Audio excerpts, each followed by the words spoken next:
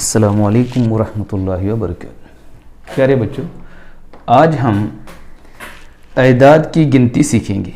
एक अदद की गिनती किस तरह से करना सीखेंगे।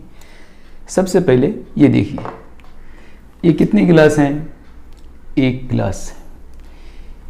ये प्याज कितने हैं? ये कलम कितने हैं? आप कहेंगे कि एक है। ये प्लेट कितने हैं? एक प्लेट है। ये चमचे कितने हैं? एक चमचा। एक गिलास, एक लहसुन। अब हम देखेंगे कि इनको लिखते कैसे हैं। देखिए, एक गिलास हम उसको लिखेंगे एक।